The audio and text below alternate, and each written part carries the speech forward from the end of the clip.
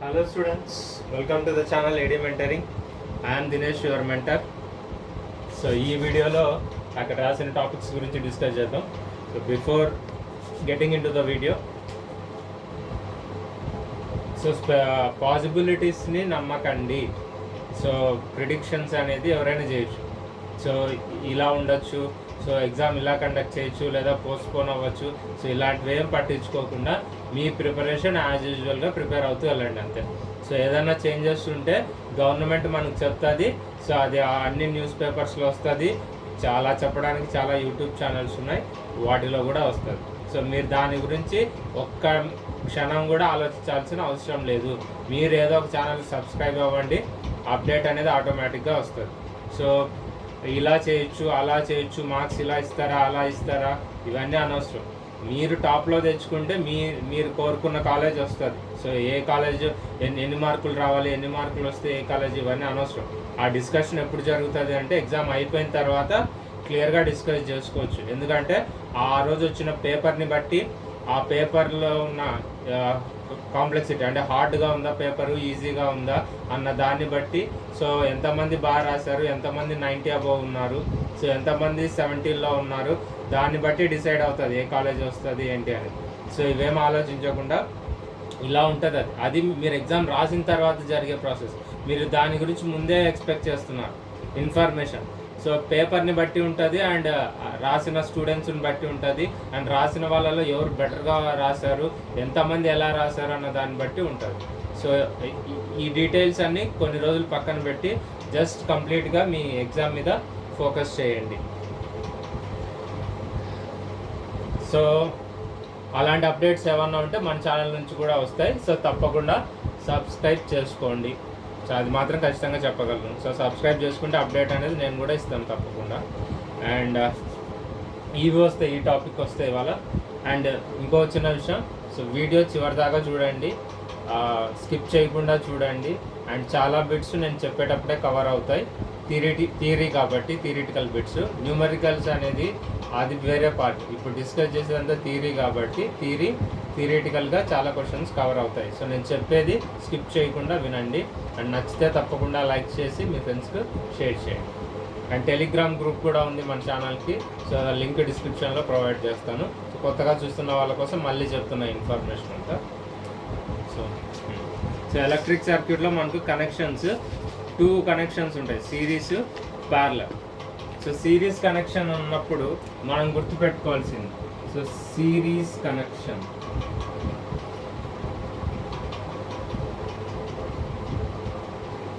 So మీకు series connection అని అంటే 3, దీనికి సంబంధించిన కీ పాయింట్స్ ఇవి ఏంటి అని అంటే, సిరీస్ కనెక్షన్లో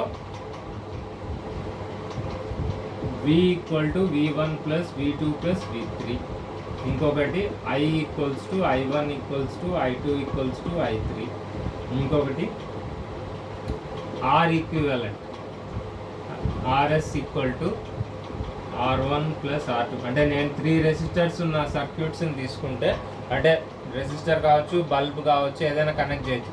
సర్క్యూట్లో 3 కాంపోనెంట్స్ నేను కనెక్ట్ చేశాను. సో 3 రెసిస్టర్స్ కావచ్చు, లేదా 3 బల్బ్స్ అయినా కావచ్చు, ఎలా ఉన్నా సరే. సో కనెక్ట్ చేసినప్పుడు ఇవి ఉంది. ఇక్కడ ఏంటి అని అంటే, RS is always greater than R1, or RS is greater than R2, or RS is greater than. ఈ 3 conditions satisfy. RS is greater than 1 అన్నా కరెక్టే, RS is greater than R2 అన్నా కరెక్టే, RS is greater than R3 అన్నా కరెక్టే. RS అంటే equivalent resistance when the resistors are connected in series. ఈ 3 పాయింట్లు గుర్తుపెట్టుకోవాలి. అంటే వోల్టేజ్ అనేది sum of the individual voltage drops ఉంటుంది, టోటల్ వోల్టేజ్ అనేది. అలాగే కరెంట్ అనేది, so it is equal across all the resistors. So resistor R1లో కూడా ఇంతే కరెంట్ ఉంటుంది, R2లో కూడా ఇంతే కరెంట్ ఉంటుంది, R3లో కరెంట్ I3 అనుకుంటే, అంటే ఇంకా బెటర్గా చెప్పాలంటే R1లో I1 కరెంట్ ఉంటుంది, R2లో I2 కరెంట్ అనుకుంటే, R3లో I3 కరెంట్ అంటే, సో ఈ 3 కరెంట్లు దేనికి ఈక్వల్? టోటల్ కరెంట్కి ఈక్వల్. సో కరెంట్ అనేది మారదు, ఏది మారుతుంది? వోల్టేజ్ అనేది మారుతుంది సిరీస్ కనెక్షన్లో. అండ్ ఈక్వివలెంట్ రెసిస్టెన్స్ ఎప్పుడు ఇండివిజువల్ రెసిస్టర్స్ కన్నా ఎక్కువ ఉంటుంది సిరీస్ కనెక్షన్లో. సో ఎప్పుడైతే మనకు రిక్వైర్డ్ రెసిస్టెన్స్ ఇండివిజువల్ రెసిస్టెన్సెస్ కన్నా ఎక్కువ ఉంటే అప్పుడు ఆ కనెక్షన్ మనం దాన్ని సిరీస్ కనెక్షన్ అని చెప్తాం. సిరీస్ కనెక్షన్ అని చెప్తాం. సో దీంట్లో ప్రాబ్లం ఏంటి, సిరీస్ కనెక్షన్స్లో ప్రాబ్లం ఏంటి అని అంటే, సో ఇలా సిరీస్ అంటే ఇలా ఇలా చూపించవచ్చు. So positive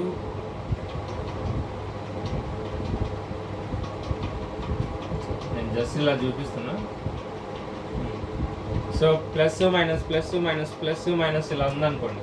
so positive negative positive negative positive negative. So ఈ టర్మినల్ నెగిటివ్ టర్మినల్ అలానేం ఉండదు యాక్చువల్గా రెసిస్టర్స్కి, బట్ మనం ఒక సర్క్యూట్లో లోపల చూడాలి కాబట్టి ఇలా చెప్తున్నాం. Plus minus plus minus plus minus ఇలా కనెక్ట్ చేసి ఉంటే, సో ఇవి సిరీస్ కనెక్షన్. ఈ సిరీస్ కనెక్షన్లో ఏంటంటే, ఇప్పుడు సపోజ్ ఇక్కడ ఏదైనా ఫెయిల్ అయింది అనుకో, ఇప్పుడు R1 అనేది ఫెయిల్ అయిపోయింది. సో R1 ఫెయిల్ అయిపోతే ఏమవుతుందంటే ఓవరాల్ సర్క్యూట్ ఏమవుతుందంటే ఓపెన్ అవుతుంది. సో ఎప్పుడైతే ఓపెన్ అవుతుందో కరెంట్ ఫ్లో అవ్వదు. సో అందుకే మనము మన హౌస్ హోల్డ్ అప్లయన్సెస్ అంటే మన ఇళ్ళల్లో జనరల్గా డొమెస్టిక్ పర్పస్ మనం సిరీస్ కనెక్షన్ని ప్రిఫర్ చెయ్యము. హౌసెస్లో సిరీస్ కనెక్షన్ ప్రిఫర్ చెయ్యము. మరి ఏం ప్రిఫర్ చేస్తామంటే ప్యారలల్ కనెక్షన్. ఎందుకు రీజన్ అంటే ఇదే, ఒకటి ఏదైనా బ్రేక్ డౌన్ అయిపోతే సో ఓపెన్ అవుతుంది, సర్క్యూట్ ఓపెన్ అవుతుంది, కరెంట్ అనేది ఫ్లో అవ్వదు. సో ఈ రెండు ప్రజెంట్ ఉన్న అంటే ఇప్పుడు ఈ రెండు కూడా వర్క్ చేస్తున్నా కూడా ఇక్కడ ఓపెన్ అవ్వడం వల్ల సో ఇవి కూడా వర్క్ చేయవు. That is the problem. అవి బల్బ్స్ కావచ్చు, లేదా మన ఇంట్లో కనెక్ట్ చేసే ఫ్యాన్ కావచ్చు, రిఫ్రిజిరేటర్ కావచ్చు, టీవీ కావచ్చు, ఏదైనా అవ్వచ్చు. సో మనం సిరీస్లో కనెక్ట్ చేసినప్పుడు ఒకటి ఎక్కడైనా బ్రేక్ డౌన్ అయితే సర్క్యూట్ మొత్తం ఓపెన్ అవుతుంది, ఇంకా ఏ డివైజెస్ వర్క్ చేయవు. ఎందుకు వర్క్ చేయవు అంటే, వర్క్ చేయాలంటే కరెంట్ ఉండదు బేసిక్గా. ఇది సిరీస్ కనెక్షన్కి సంబంధించిన ఇన్ఫర్మేషన్.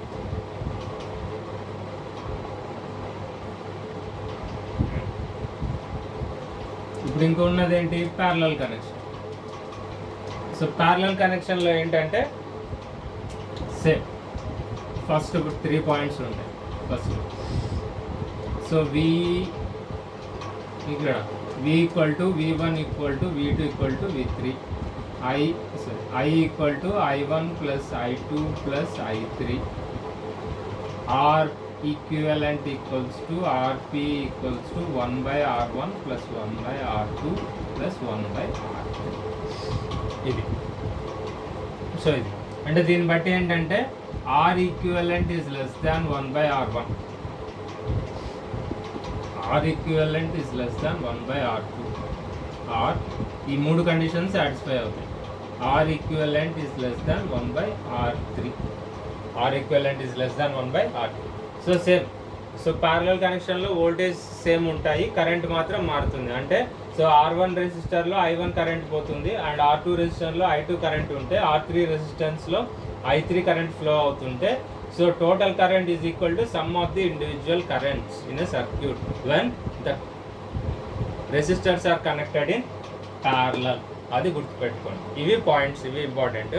అండ్ ఇప్పుడు సో ఈ కేసు ఏంటంటే, ఎప్పుడన్నా మనకు టోటల్ రెసిస్టెన్స్ అనేది ఇండివిజువల్ రెసిస్టర్స్ కన్నా తక్కువ వస్తే అప్పుడు మనం అవి డిఫాల్ట్గా చెప్పేసి అవి ఎలా ఉన్నాయంటే ప్యారలల్ కాంబినేషన్లో ఉన్నాయి. సో ప్యారలల్ కాంబినేషన్లో ఉన్నప్పుడే ఓవరాల్ రెసిస్టెన్స్ అనేది ఇండివిజువల్ రెసిస్టర్స్ కన్నా తక్కువ వస్తుంది. అలా కాకుండా వాల్యూస్ మధ్యలో ఉన్నాయి అని అంటే అప్పుడు రెండు కలిపింటారు, సిరీస్ కలిపింటారు, ప్యారలల్ కూడా కలిపింటారు. సో మ్యాక్సిమం ఉండదు, మినిమం ఉండదు, మధ్యలో ఉంటాయి అప్పుడు. సో ఆ సిరీస్లో ఏంటి ఇండివిజువల్ రెసిస్టర్స్ కన్నా ఎక్కువ ఉంటుంది, ప్యారలల్లో ఏంటి ఇండివిజువల్ రెసిస్టర్స్ కన్నా తక్కువ ఉంటుంది. సో అలా కాకుండా మనకు ఒక రెసిస్టెన్స్ వాల్యూ మధ్యలో ఇచ్చి ఇలాంటి రెసిస్టర్ కావాలి, ఇలాంటి రెసిస్టెన్స్ ఓవరాల్ రెసిస్టెన్స్ ఇంత వచ్చేటట్టు మీరు రెసిస్టర్లను సెలెక్ట్ చేయండి అని అంటే అప్పుడు రెండు కాంబినేషన్స్ ఉంటాయి, సిరీస్ ఉంటుంది, ప్యారలల్ ఉంటుంది. ఏది సిరీస్ చేయాలి, ఏది ప్యారలల్ చేయాలి అనేది అక్కడ ఇచ్చిన వాల్యూస్ని బట్టి మనమే డిసైడ్ చేసుకోవాలి. అది వాళ్ళు చెప్పరు. ఇంకొకటి, ఒకవేళ 2 రెసిస్టర్స్ ఇస్తే, so when R1 and R2 are given, అప్పుడు R ఈక్వివలెంట్ ఏమవుతుంది అంటే R1 R2 by R1 plus R2.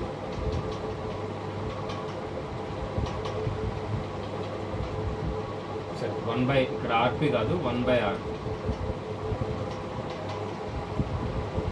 1/Rp. So Rp equals to R1 R2 by R1 plus R2. So 2 resistors ఇచ్చినప్పుడు డైరెక్ట్ ఫార్ములా మీరు ఇదే use చేయొచ్చు. 2 resistors ఉన్నప్పుడు parallel combination R parallel equal to R1 R2 by R1 plus R2. ఇప్పుడు ఇందాక series కనెక్షన్లో problem అని చెప్పాం కదా, అది ప్యారలల్ కనెక్షన్లో రిజాల్వ్ అవుతుంది. అంటే సో ఒకటి ఏదైనా ఇందులో కనెక్షన్స్లో ప్యారలల్ అంటే ఇలా ఉంటాయి. సో ఇవన్నీ ఏదో దానికి కనెక్ట్ అయి ఉంటాయి.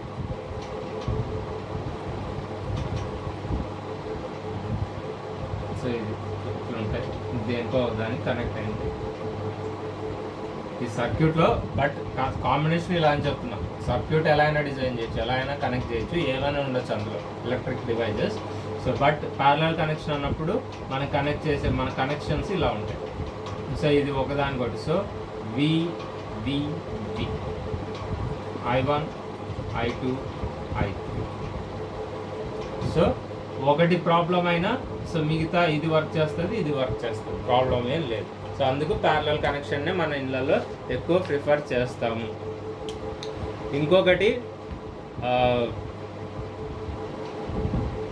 ఓకే, సో దీనికి ఎగ్జాంపుల్ కూడా ఏంటంటే మీ టెక్స్ట్ బుక్లో ఇచ్చింది. సో ఈ కండిషన్ని అంటే the equivalent resistance of a parallel combination is less than the resistance of individual each of resistance of each of the resistors. అంటే ఈచ్ ఆఫ్ ద రెసిస్టర్ అంటే individual resistor ఒక్కొక్కటి. దీనికి మీ టెక్స్ట్ బుక్లో ఇచ్చిన ఇంకొక అడిషనల్ పాయింట్ ఏంటంటే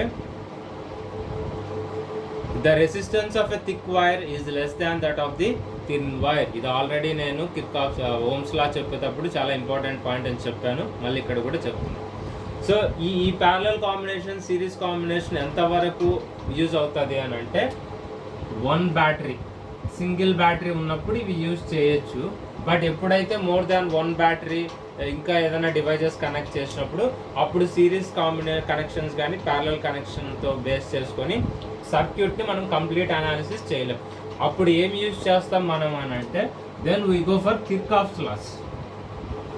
so Kirchhoff నియమాలు తెలుగులో. సో సైంటిస్ట్ ఆయనే కాబట్టి కిర్చాఫ్ అనే సైంటిస్ట్. ఈయన చెప్పింది ఏంటి అని అంటే,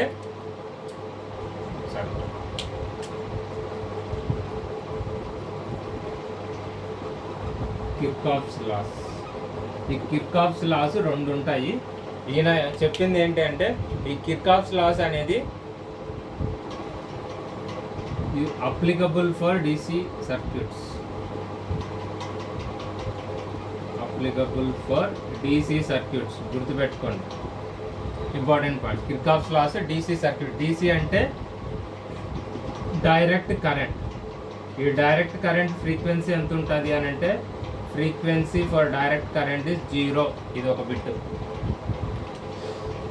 so applicable for DC current. So దీంట్లో మనకు 2 ఉంటాయి. ఒకటేంటి అని అంటే కిర్చాఫ్స్ లాస్లో జంక్షన్ లా, ఇంకొకటి లూప్ లా. ఈ జంక్షన్ లాలో కరెంట్స్ని యూజ్ చేస్తాం, దీన్నే కరెంట్ లా అని కూడా అంటాం. కిర్చాఫ్స్ జంక్షన్ లా, దీన్నే కరెంట్ లా అని కూడా అంటాం. ఎందుకనంటే జంక్షన్ లాలో మనం కరెంట్స్ని యూజ్ చేస్తాం కాబట్టి. So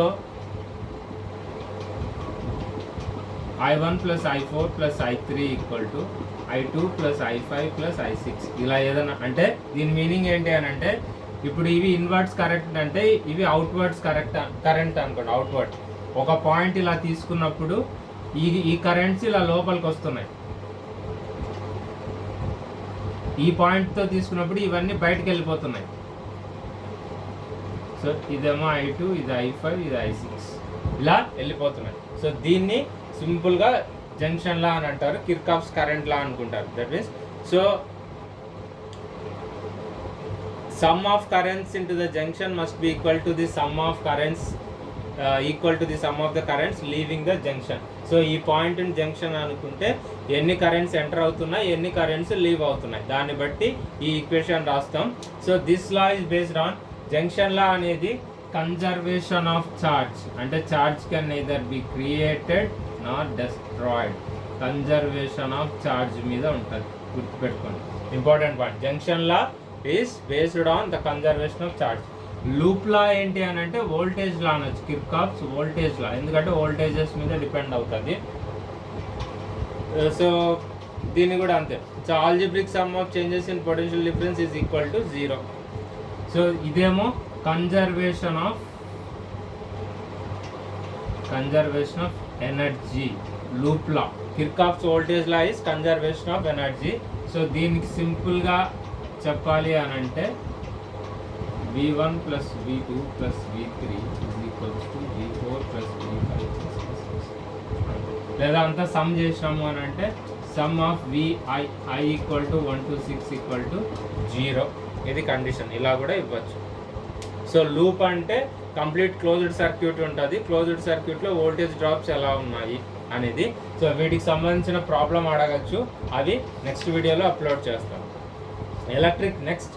next topic electric power. So ఇవే క్వశ్చన్స్, ఇవే బిట్స్, ఇదే కాన్సెప్ట్, ఇవే.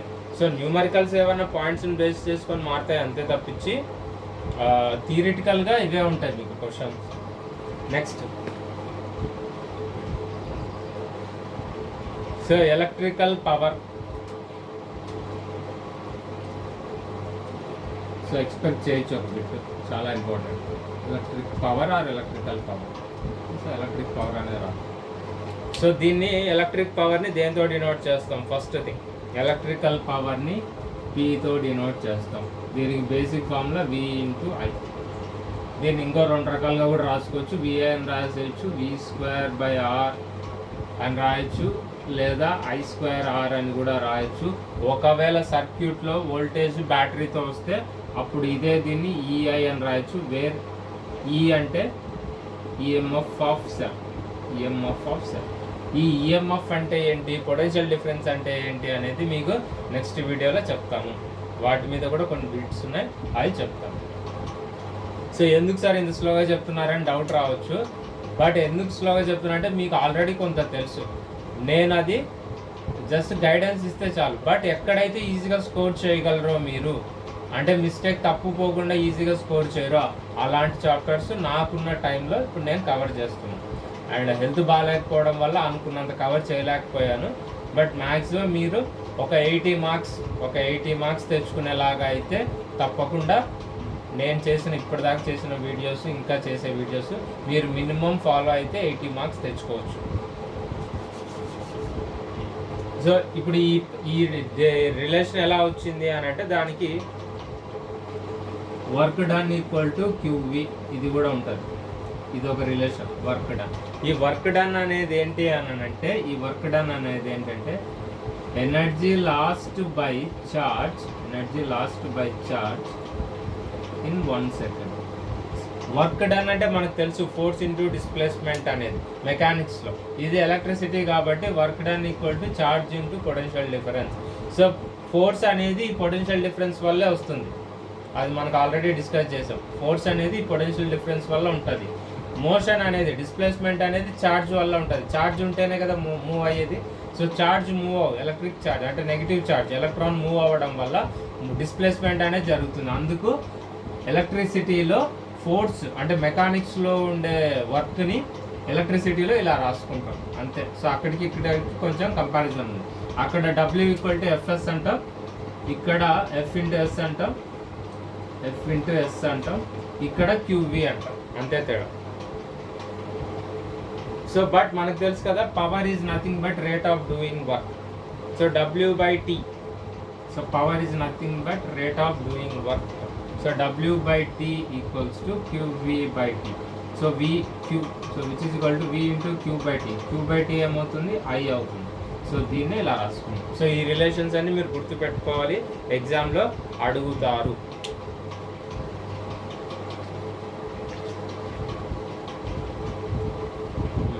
ఇంకొకటి ఈ కాకుండా rating of the device, rating of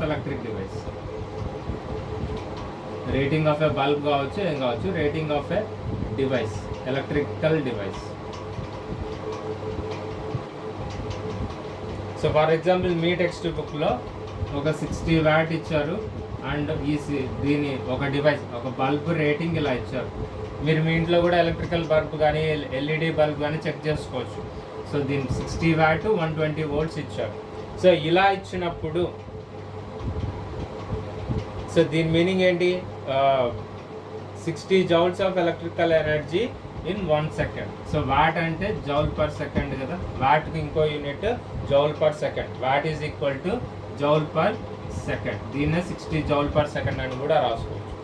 దీని మీనింగ్ ఏంటి అంటే 60 వాట్ అని అంటే 60 జౌల్స్ ఆఫ్ ఎలక్ట్రికల్ ఎనర్జీని 1 సెకండ్లో 60 జౌల్స్ ఆఫ్ ఎలక్ట్రికల్, నేను ఇక్కడ రాస్తాను, 60 joules of electrical energy converted to heat energy in 1 second. So ఇది దీని మీనింగ్. సో మనకు తెలిసింది. సో ఇలా రేటింగ్ ఇచ్చినప్పుడు resistance of the device calculate చేయొచ్చు. ఎలా అంటే P² R equals to V²/P. ఎందుకంటే మనం ఇందాక రిలేషన్స్ రాసాం కదా. సో ఇలా క్యాలిక్యులేట్ చేస్తే 120 × 120/P అంటే 60 చేస్తే R ఈజ్ అరౌండ్ 240 ohms వస్తుంది. మీ టెక్స్ట్ బుక్లో ఉంది, మీకు అర్థం అవ్వాలని మీ టెక్స్ట్ బుక్లో ఎగ్జాంపుల్లో తీసుకున్నాం. 240 ohm అంటే ఏంటి అంటే ఒక బల్బ్ ఒక ఎలక్ట్రికల్ డివైస్ రేటింగ్ ఇస్తే దాని వోల్టేజ్ దాని పవర్ ఇచ్చినప్పుడు దాని రెసిస్టెన్స్ మనం ఇలా క్యాలిక్యులేట్ చేయొచ్చు. ఇది ఎప్పుడు అని అంటే నార్మల్ కండిషన్. ఒకవేళ ఇదే దాంట్లో ఒక బ్యాటరీ కనెక్ట్ చేశారు అని అంటే, సో బ్యాటరీ కనెక్ట్ చేశారు, ఇప్పుడు ఇక్కడ బ్యాటరీ కనెక్ట్ చేయలేదు కాబట్టి 120 volts కనెక్ట్ చేస్తాం. సపోజ్ ఒక బ్యాటరీ కనెక్ట్ చేస్తే బ్యాటరీ కనెక్ట్ చేసేటప్పుడు అప్పుడు ఏమవుతుంది రెసిస్టెన్స్ అంటే, ఈ బ్యాటరీ 12 volts అనుకుంటే 12 × 12/60 అప్పుడు 0.6 వాట్ వస్తుంది. Nothing but 0.6 joule per second. So ఇది వాట్. మన హౌస్ హోల్డ్ పర్పసెస్లో అంటే కమర్షియల్గా యూజ్ చేసేది. మన ఎలక్ట్రిసిటీ బిల్ ఎలా వస్తుంది అంటే యూనిట్స్, మీరు ఎన్ని యూనిట్స్ కరెంట్ కాల్చారు అనేది మన ఇంట్లో జనరల్గా చూస్తాం. మనం 50 యూనిట్స్ కాల్స్తే ఒక రేటు, 100 యూనిట్స్ కాల్స్తే ఒక రేటు. సో ఆ 1 యూనిట్నే దీన్ని 1 kWh అంటాం. 1 యూనిట్నే 1 kWh అన్నాడు. So unit of electrical power consumption, commercial unit. So this is commercial unit of power.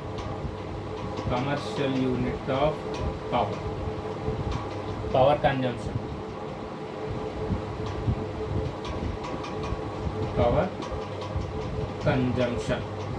So 1 unit equal to 1 kWh. So 1 kWh అంటే సో దీన్ని మార్చేయండి. So 1 kWh. సో 1 కిలో అంటే 1000 watts into hour అంటే సెకండ్స్లోకి మార్చుకోవాలి కాబట్టి 60 × 60. So 1 hour అంటే 60 minutes. Again 1 hour అంటే 60 minutes. So okay. And each minute 60 seconds. సో టోటల్ సెకండ్స్లోకి మార్చుకోవాలి కాబట్టి ఇది. సో ఓవరాల్గా 3600 × 1000 జౌల్స్ వస్తుంది, which is nothing but 3.6 × 10⁶ joules. దీన్నే ఇలా కూడా రాసుకోవచ్చు, 36 × 10⁵ జౌల్స్ అని కూడా రాయచ్చు. సో ఇది రిలేషన్. 1 kWh. దీని మీద బిట్స్ ఉంటాయి, చాలా ఇంపార్టెంట్, గుర్తుపెట్టుకోండి. సో వాట్ అనేది smaller unit of power. So bigger unit is kilowatt. Kilowatt is used to express power consumption. kWh అంటే 1 unit. 1 unit equal to 1 kWh. ఇలా మనం చూసేది మన ఇప్పుడు ఇంట్లో ఎలక్ట్రికల్ బిల్స్ వచ్చేదాన్ని ఇవే. సో ఈ కన్వర్షన్స్ గుర్తుపెట్టుకోండి. అండ్ ఓవర్లోడింగ్ అన్నప్పుడు ఇంకొకటి. సో ప్యారలల్ కనెక్షన్లో ఒక ఇంపార్టెంట్ పాయింట్ చెప్పాను. సో మన ఇంట్లో కనెక్ట్ చేసేదంతా ప్యారలల్ కనెక్షనే. So potential difference across each device in parallel connection is 240 volts. House హోల్డ్లో 240 volts. మన ఇండియాలో 220 to 240 ఉంటుంది ఆపరేటింగ్ వోల్టేజ్. సో 240 volts అని మీ టెక్స్ట్ బుక్లో ఇచ్చారు, అదే గుర్తుపెట్టుకోండి. 240 volts. మన ఇంట్లో ఉన్న ఏ డివైస్కి అయినా పొటెన్షియల్ డిఫరెన్స్ ఎంత ఉంటుంది అంటే 240 volts ఉంటుంది. ఇప్పుడు మీ టెక్స్ట్ బుక్లో ఓవర్లోడింగ్ అన్న కాన్సెప్ట్ ఏంటి అని అంటే, సో 240 voltsకి మ్యాక్సిమం అలవబుల్ మెయిన్ అనేది ఉంటుంది. మన ఇంట్లో మెయిన్ సప్లై ఉంటుంది. ఆ మెయిన్ సప్లై మ్యాక్సిమం రేటింగ్ అనేది ఉంటుంది. So any device. So 20 amps అనేది ఇచ్చారు మీ టెక్స్ట్ బుక్లో. ఈ 20 amps అనేది ఒక్కొక్క ఎలక్ట్రిక్ డివైజెస్ని బట్టి ఎన్ని డివైజెస్ కనెక్ట్ అవుతున్నాయి మెయిన్స్కి, ఎన్ని డివైజెస్ మెయిన్స్ కనెక్ట్ అవుతున్నాయి. సో ఈ డివైజెస్ అనేది మీకు అక్కడ ఇచ్చింది ఏంటి అని అంటే, ఒక డివైస్ 4 amps కరెంట్ తీసుకుంటుంది, లాగుతుంది, డ్రా చేస్తుంది. 2 amps current, next 8 amps current, 6 amps current, ఈ మొత్తం కలిపితే 20 amps కరెంట్ అవుతుంది. ఇప్పుడు ఈ 20 amps ఆల్రెడీ తీసుకుంటుంది, మ్యాక్సిమం లాగుతున్నాయి డివైజెస్ అన్ని కనెక్ట్ ఇంట్లో. ఇప్పుడు అడిషనల్గా మనం హీటర్ అనేది ఇంకొక డివైస్ 5 amps లాగితే అది కనెక్ట్ చేస్తే ఆటోమేటిక్గా ఓవర్లోడ్ అవుతుంది. దాని మ్యాక్సిమమే 20 amps. మనం ఎంత లాగుతున్నాం, మెయిన్స్ నుంచి 25 amps లాగుతున్నాం కరెంట్. సో 25 amps లాగుతున్నప్పుడు ఓవర్లోడ్ అయిపోయి హీట్ ఎక్కువ అవుతుంది. హీట్ ఎక్కువై ఫైర్ అనేది క్యాచ్ చేస్తుంది. సో మంటలు అనేది స్టార్ట్ అవుతాయి. సో ఓవర్లోడింగ్ వల్ల మంటలు స్టార్ట్ అయ్యి అప్పుడు కూడా డ్యామేజ్ జరగచ్చు. సో ఈ ఓవర్లోడింగ్ ఎఫెక్ట్ని రెడ్యూస్ చేయడానికి సో మనం జనరల్గా ఏ డివైస్ యూజ్ చేస్తామంటే, ఓవర్లోడింగ్ లేకుండా ఫ్యూజ్ని కనెక్ట్ చేస్తాం మన ఇంట్లో. ఫ్యూజ్ అనేది ఒక వైర్ లో మెల్టింగ్ పాయింట్ ఉంటుంది దీనికి. సో ఎప్పుడైతే హై ఎలక్ట్రిక్ కరెంట్ పాస్ అయినప్పుడు ఏమవుతుందంటే ఇది మెల్ట్ అవుతుంది. సో ఎలక్ట్రికల్ డివైజెస్ అన్ని సేఫ్ అవుతాయి అవి మన ఇంట్లో ఉన్నాయి. ఈ ఫ్యూజ్ని ఎప్పుడు సర్క్యూట్లో సిరీస్లో కనెక్ట్ చేస్తారు. సో మెయిన్ సప్లై ఇక్కడ ఉంటుంది అండ్ డివైజెస్, ఎలక్ట్రికల్ డివైజెస్ ఉంటాయి. ఈ మధ్యలో సిరీస్లో ఫ్యూజ్ని కనెక్ట్ చేస్తారు. గుర్తుపెట్టుకోండి, ఫ్యూజ్ అనేది ఎక్కడ ఉంటుంది అంటే ఇది ఒక ఇంపార్టెంట్ బిట్. సో సర్క్యూట్ ఇది ఎప్పుడైతే మెల్ట్ అవుతుందో ఓవర్లో కరెంట్ ఎక్కువ లాగినప్పుడు, సో మెల్ట్ అయితే సర్క్యూట్ ఓపెన్ అవుతుంది. సో కరెంట్ అనేది డివైజెస్ ఫ్లో అవ్వదు. సో డివైజెస్ ఓవర్లోడ్ ఎఫెక్ట్ వల్ల హై వోల్టేజ్ అంటాం దాన్ని మన ఇంట్లో. సో కరెంట్ ఎక్కువ వచ్చింది, వోల్టేజ్ ఎక్కువ వచ్చి మన టీవీ చెడిపోయింది అని అంటుంటాం ఇళ్ళలో. సో దాని రీజన్ ఇదే. సో యాక్చువల్గా వోల్టేజ్ అనకూడదు, కరెంట్ అన్నమాట. So this is the reason overloading అనేది. సో ఇవి ఇంపార్టెంట్ బిట్స్ ఈ టాపిక్కి సంబంధించి. సో ఒకవేళ ఇక్కడ 3 amps ఉంది, అప్పుడు 3 amps ఉంటే ఏమవుతుంది, 4 to 6, 6 plus 8 ఎంత 14, 14 plus 3 17. ఇంకా మనం ఎంత కనెక్ట్ చేసుకోవచ్చు, ఇదంతా 17 amps ఉంది, ఇంకా 3 amps కరెంట్ లాగగలిగే డివైజ్ని కనెక్ట్ చేసుకోవచ్చు. అప్పుడు ఓవర్లోడింగ్ ఉండదు.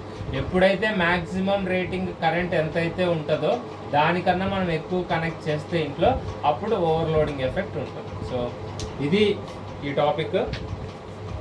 సో నెక్స్ట్ వీడియోలో దీనికి సంబంధించి న్యూమరికల్స్ ఉన్నాయి, అవి డిస్కస్ చేస్తాను. లేదా టెలిగ్రామ్ డిస్కస్ చేయలేండి, న్యూమరికల్స్ డిస్కస్ చేయను. మీరు థియరీ చదివి మీరు ఓన్గా ట్రై చేయండి.